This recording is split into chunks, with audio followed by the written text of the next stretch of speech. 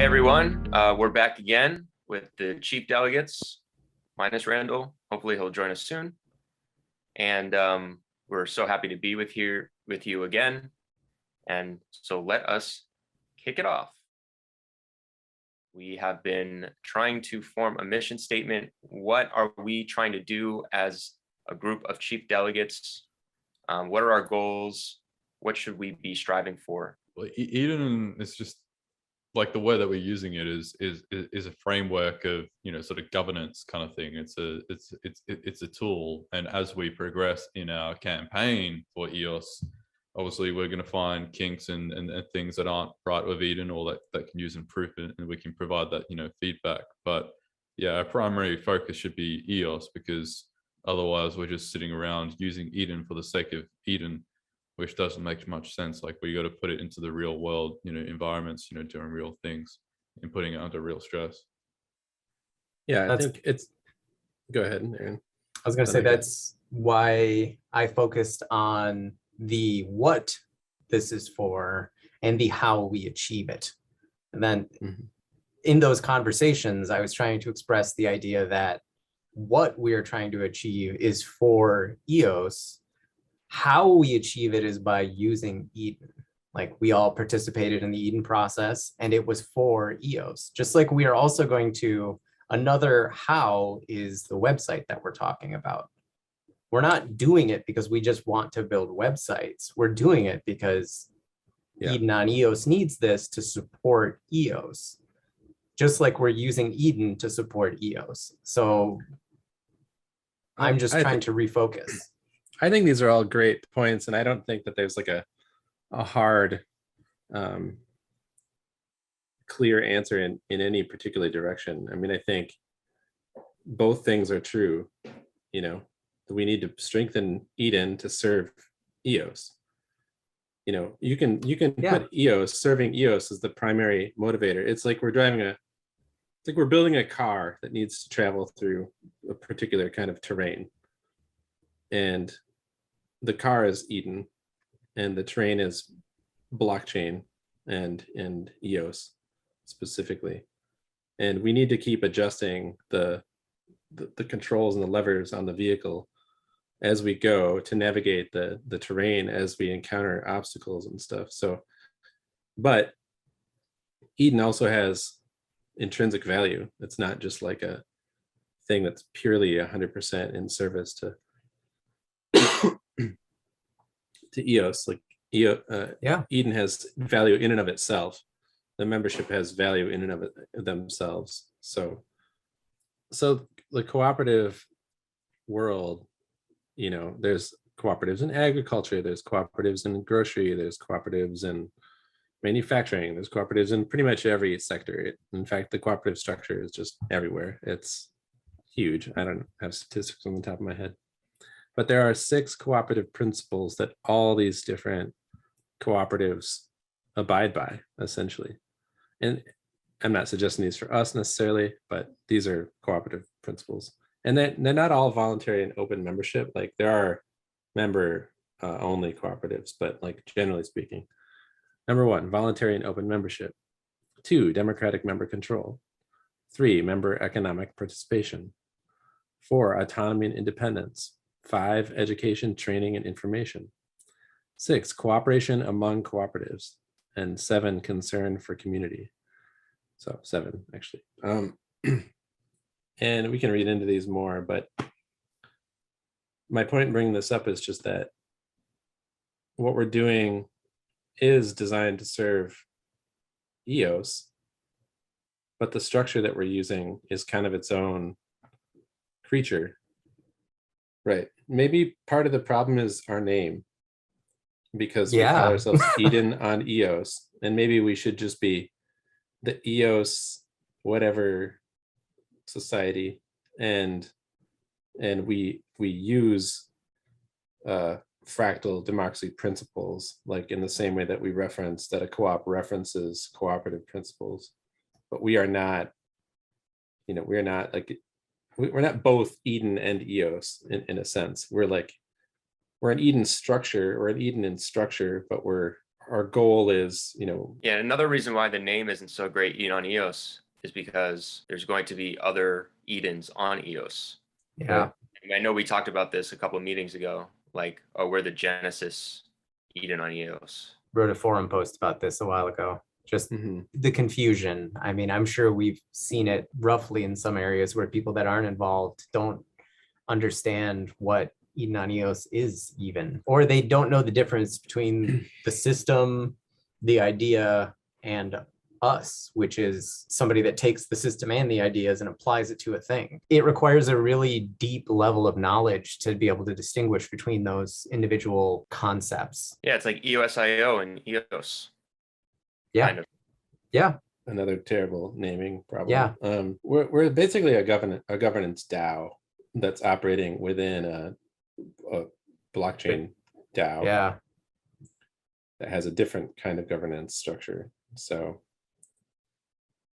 we're attempting to create a membership that can work effectively to benefit the EOS ecosystem by using Fractal Democracy to organize ourselves. Yeah, and so by using a number of other things as well. Like we have a lot of tools at our disposal, and we all ran, well, not, I shouldn't say we all, a couple of us ran on projects that were beneficial to EOS. That's why we elevated through the ranks, is because people agreed. They're like, that would be good for EOS. Like it's a hard line to draw, especially when we're the first ones and we're trying to figure it out along the way. Like we're the ones experiencing these problems first. Yeah. It's just recognizing them. Space monkeys. Yep. Yeah. They didn't give us any helmets. Poor monkeys. Yeah, right. Here's a helmet, get in a rocket, go to space. Sorry, we didn't know there was no oxygen. Helmet wasn't very helpful, was it? I think maybe one of the more practical concerns is this idea that we should be working on something that directly benefits EOS, and those projects that aren't perhaps should pivot, I think is the suggestion. I think by setting the mission, we can kind of look at it and make sure that what we are doing in some way relates to that mission.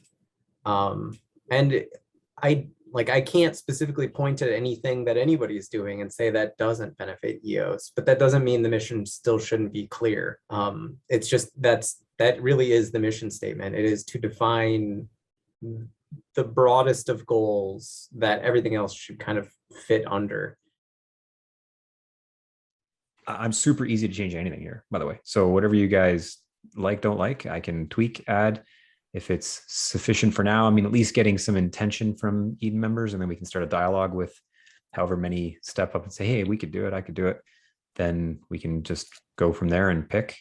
John, I know you're one of the contenders, so to speak, right? You've already kind of got one. Ray may want to submit his hat to keep doing what he's doing as well. So we just want to make it open and fair for everyone to have a chance. I have a question. Is anyone planning on doing something like this for the video editor that we need? Yeah, I think we need to do that's like the most pressing, the website and the video editor. Would you agree with that? What's the video editor for? To edit the video that we're making right now. These videos. Yeah, just handle all the day-to-day content that's getting. For now, I can keep doing it. It really isn't. It's just I have to just take it's not that hard. I'm not really. No, we need clips. Editing this. Oh, that part. Oh, fuck. Helpful. Yeah, I'm not doing that. Yeah, there's a whole bunch of stuff that somebody in that role could provide, and I want us to hopefully keep identifying things like this that could help us. I mean, I know we're all busy with other things as well. I know I am. And we have access to capital right now through Eden that we should be deploying to improve this process. So I still have not touched my budget, and I would be happy to touch it for something like this. Yeah. And videos and whatever else we come up with.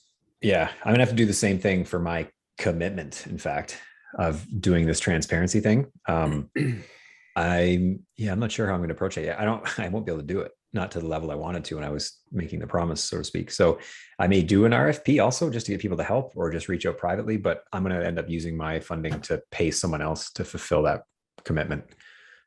So sound similar to you, Aaron, in that way, right? Yeah. We want to kind of put this to work. So I'm Delegate.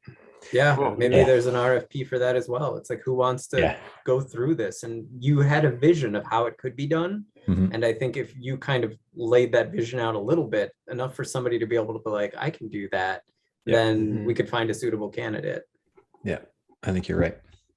I'll toss out another random idea, but what about like an audio person that could convert this into a podcast? Maybe more people would listen if they could listen on their commute or something and it wasn't a video. Mhm. Then again, I don't know, maybe Yeah. people listen to YouTube videos and don't watch them. That's hard. Aaron. I believe that's in the video editor would do that. All right. I mean, if somebody can do both, convert it, like do the clips, do the full thing, because we obviously still want the full Yeah. unedited thing, but then also do an audio only version and make sure it's on places where you can get podcasts. Yeah. you Video know? editor can do that. All right. We just call it a The right one. media, Media something. person. Yeah. Yeah.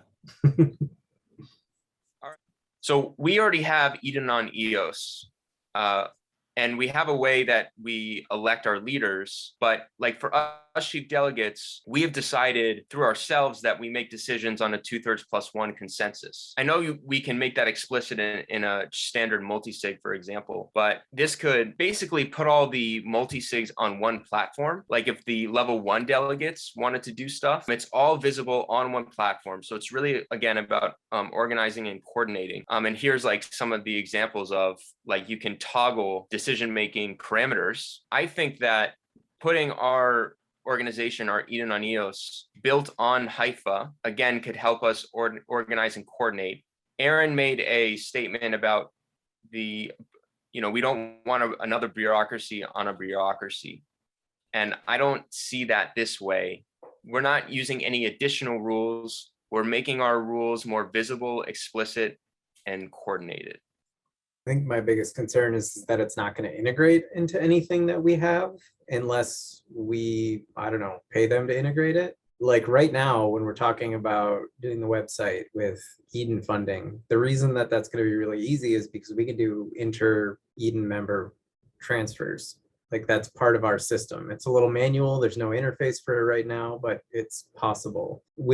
If we did this and used this system, it wouldn't be compatible with that. We'd have to pull money out of Eden. And if there are tariffs or whatever, that's going to be applied as then we move that funding into Haifa to manage those roles and those payments and those kinds of things. So that's kind of a concern. And then there's also, on the other hand, how much of this is going to be a part of Eden at some point? I really don't know. I think maybe asking the Clarion team, like which of these pieces are eventually going to exist within our system would be great, just so that way we don't, like if we start using this thing, their platform, which looks really nice, or is it eventually going to be abandoned because we're going to have something internal, or are those two teams going to work together to integrate these two systems so that way they play nicely together? They should. Yeah, there's some external factors that I think are outside of our control that we'd have to consider before committing to it. I have a question. Definitely see the benefit though. Why is there an assumption that it cannot integrate with the Eden smart contracts? Because we don't control the Eden smart contracts. So that's just an unknown for us. Okay, so you're saying that we would need coordination with the Clarion team. Yeah. I just want to make sure, like the Haifa interface very well might be able to just say, oh, this is how we do fund distribution. And then they can call the Eden contract.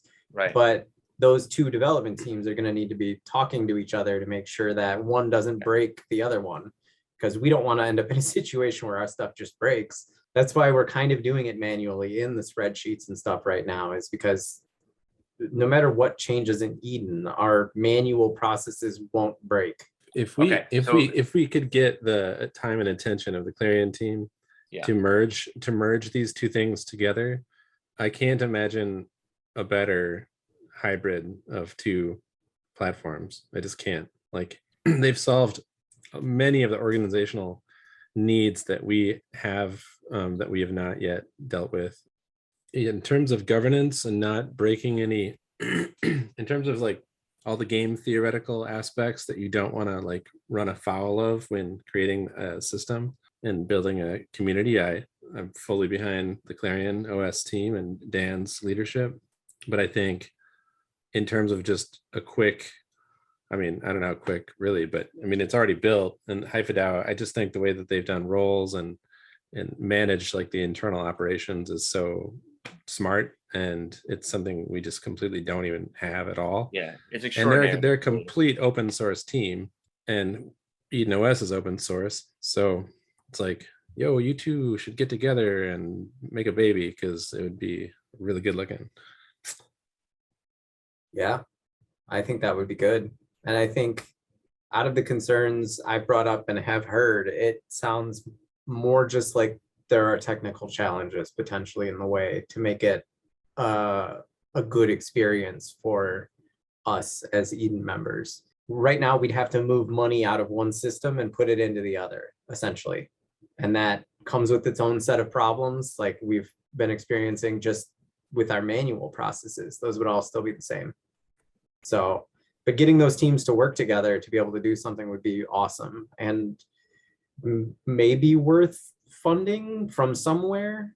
I don't know if that's something we're even capable of. I have no idea what the scope of that is, because it's two teams we're talking about that are building things. But maybe that's something we can have funding or encourage funding to be directed towards, because it would be a great benefit to us and any other Eden community that launches. Like we're the guinea pigs, and if we want a nicer wheel to run around in, we just gotta make it known.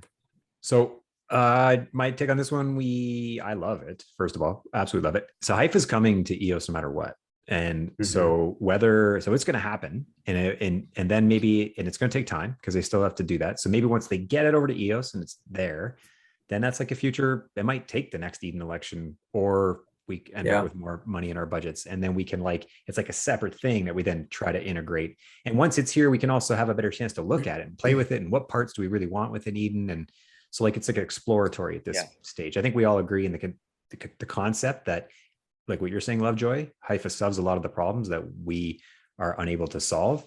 And so we just have to find a balance. So as a conclusion to this meeting, I'm certainly supportive of the general idea of talking to them, working with them. And like I say, it's coming to EOS no matter what. So, and that won't cost us any money. I think the only thing that would discourage me from supporting this would be that the Clarion team comes back and says, no, we're actually building this into Eden. And I don't know if that's true or how feasible it is or on what timeline, but if there's room for collaboration, that's the way we need to hopefully go to. I mean, competition is always good as well, but that would put a wrench into integration possibilities potentially. So just as a potential flag to put up. Yeah, so we'll talk to Clarion and we'll go from there. The goal is so that way, if that username and password is lost for whatever reason, that this entity could approach someone like GoDaddy or Namecheap or Google or any of these huge corporations that do domain registration and have the legal authority to take control of that and then make sure it gets into the right hands. Yeah. Okay. If an unofficial situation cannot accomplish this, they're just going to ignore your emails, and then the domain's lost forever. But if we entertain a short-term solution for the long-term, because at the moment with no short-term solution, we're just waiting on the long-term, and it seems to be taking a while, and it's sort of throttling any sort of development around this area. Well, there's no rush. We don't have a website right now. I mean, we have a website and it's running, but right now we're in the situation that you're describing, John. I think the other component we actually didn't touch on yet, besides the trust, is the issue of a legal joint entity. And that's an area where Aaron and I were talking the other night, and I was like, Aaron, maybe you could just get he suggested maybe he had somebody that could just help do the research and set up such a joint entity. That would allow us to legally, throw money in a bucket and distribute it to pay contracts if we so decided that that was desirable. So the joint venture seems to me like the most flexible option, and it can be its own legal entity. So you can set up a joint venture LLC, and then all of us as individuals or as companies can engage with that joint venture, but we are not that joint venture. And we can contribute or not contribute whatever we want to it. So it's voluntary, and then we can use that legal vehicle to direct resources however we want and have a paper trail and have contractors. And then if we're tired of it and think it's stupid, we can just dissolve it. And it's just like a throwaway thing. It can have a built-in end date, but I'm not a lawyer, and we just need somebody if we think this is a good idea, if we want to like have a legal entity that can manage funds on all of our behalves, but not speak for all of Eden, but help the chief delegates manage funds collectively, then something like a joint venture is probably the best idea. And then Aaron's currently got the most resources to kind of make it happen. So I would move that Aaron just find somebody that can do the research and pay them to advise us whether or not it is as wise as we might hope. I personally, the way Lovejoy was describing the joint venture sounds attractive to me. I do agree that we need to speak to a lawyer. And if someone like Lovejoy can hire a lawyer through their LLC, perhaps that makes the most sense to me as well. And yeah, let's go down that road, I say. Yeah, I've deployed the first couple of NFTs on Atomic. That's looking good. Just in the middle of adding co-signing server side, so I can get those transactions going for free, and then adding free transactions across the whole app there. Experiencing a bug with Anchor. Don't know who was developing it, but they should fix it so it doesn't say that Anchor is paying for the transactions when I'm really paying for the transactions. But yeah, working on that.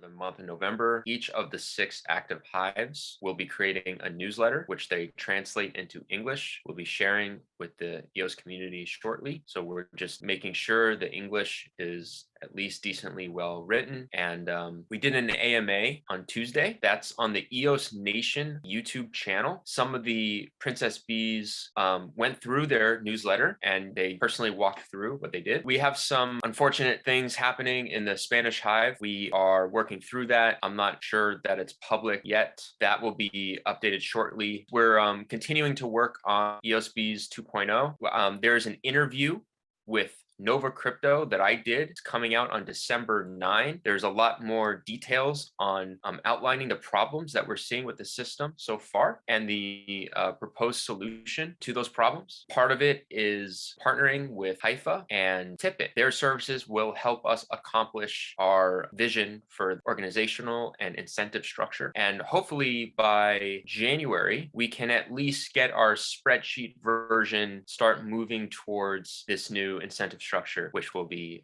announced shortly. Chris, would you like to go next? Certainly. Let's see. RFP was made.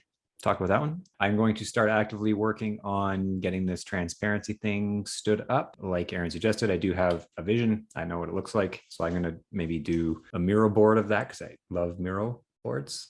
It's like my new favorite thing to do. And yeah, so I'll do that. I'll get that going. Yeah, I mean, I don't know. I've been doing other shit, unfortunately. Well, I guess it's good, but it was unanticipated when I became an Eden Chief Delegate, such is life.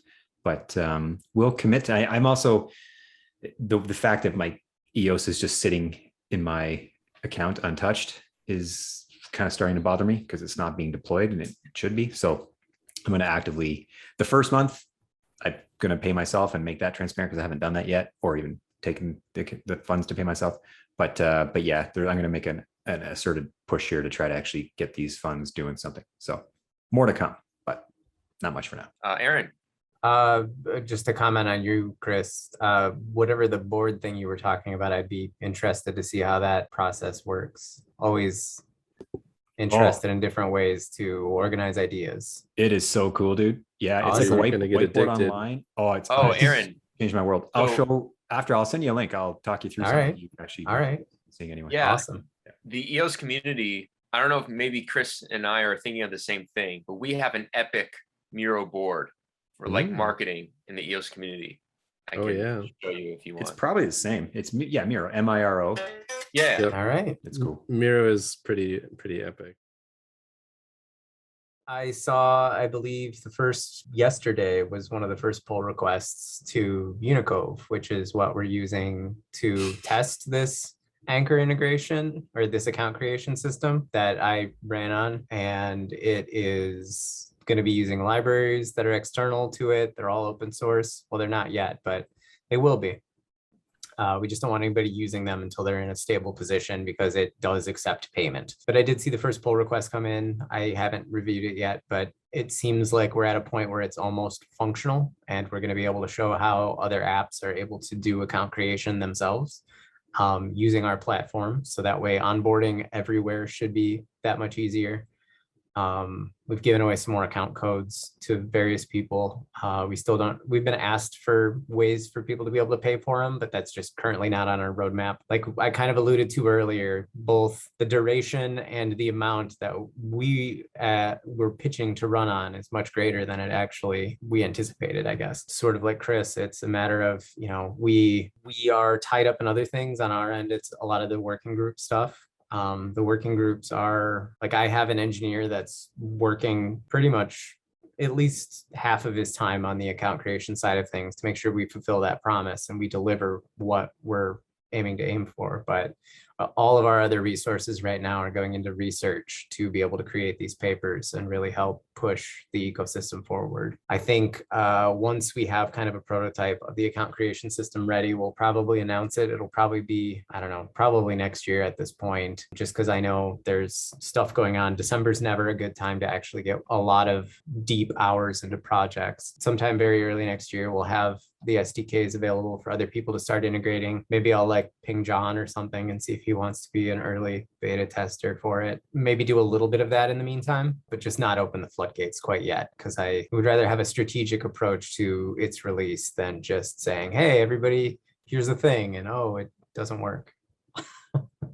So, but there's good progress being made. I'm pretty happy with the direction it's heading. It's been a team effort in coming up with how, and then just one of our guys really hitting it home and making sure it's built right. Awesome. Thank you for the update. Lovejoy, is there anything else you want to say?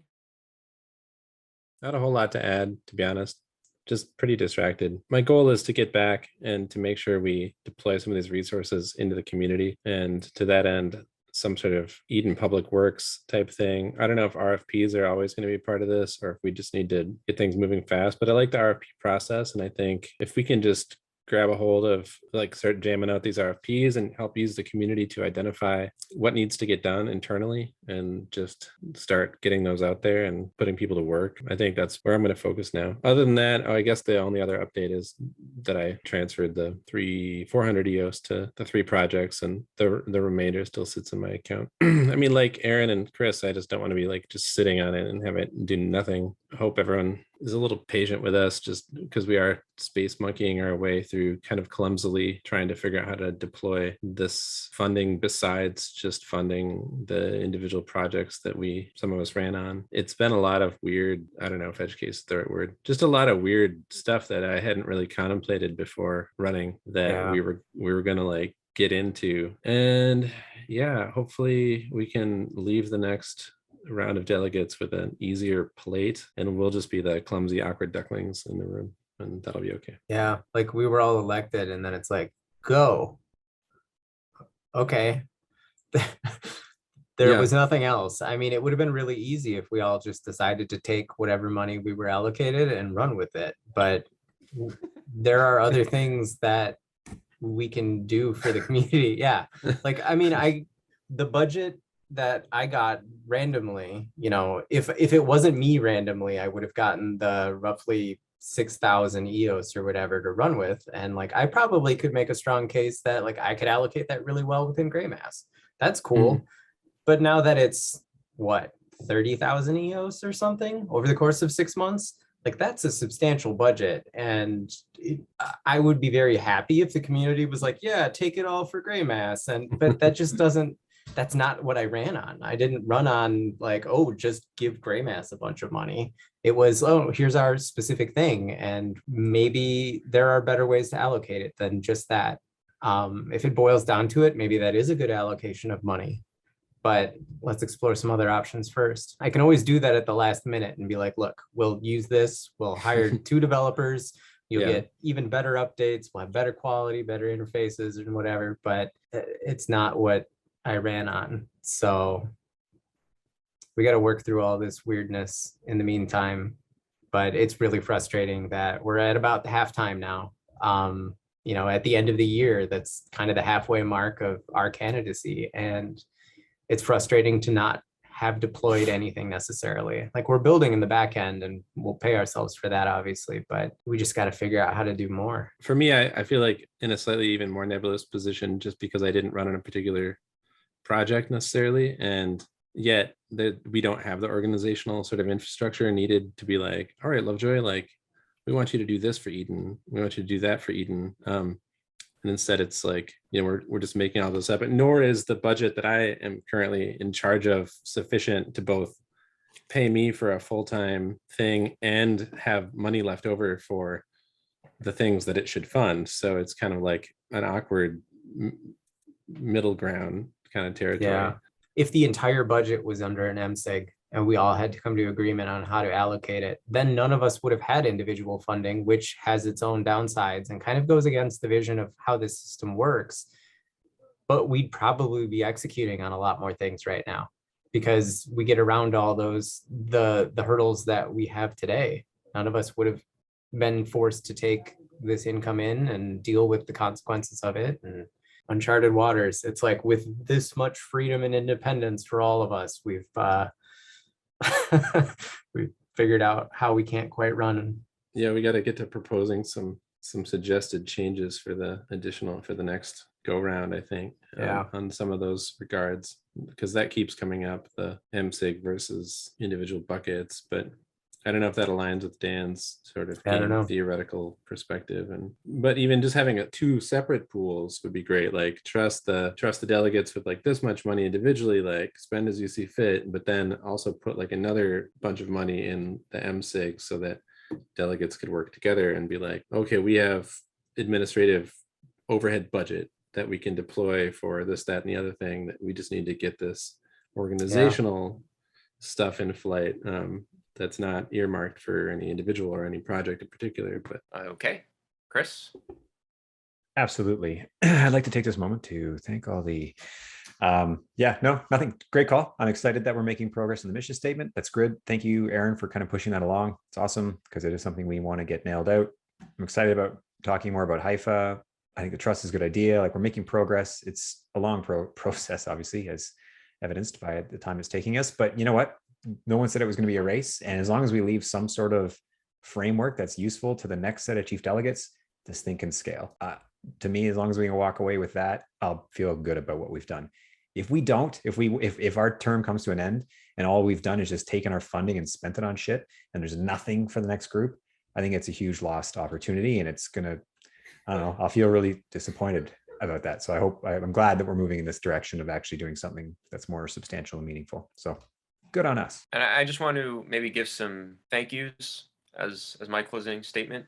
We're recording this the day after Pomelo closed. The EOS Nation team built really an incredible platform and experience. It was just awesome interacting with Pomelo. I think there was a lot of like camaraderie that kind of sprouted from that experience, at least for me. Personally, for EOSBs, we got a ton of support, and I just want to thank the Pomelo and EOS community. That's going to help us make more language hives come online, help us move to our next iteration of our incentive structure. So it's so huge for us, and I'm so grateful that Pomelo was launched. Also for the EOS Network Foundation, funding Pomelo and representing the EOS community with the negotiations with Block 1 and Helios, they're really critical. They've really filled the role.